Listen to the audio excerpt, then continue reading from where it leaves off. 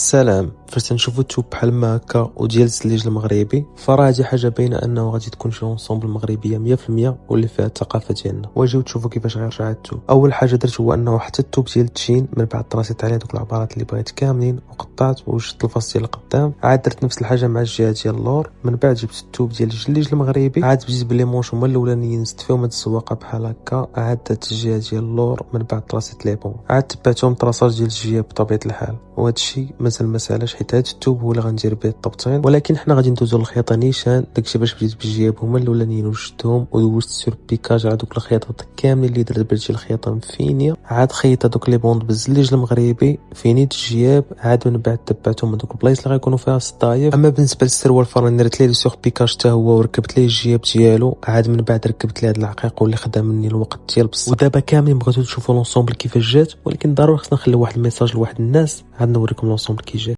وزليج المغرب وحنا راه ما كنحشيو الهضره لتحت، راه مغربيه. تفرجوا في اي حاجه نلقاوها دونك راه ما كنحشيوش بخير.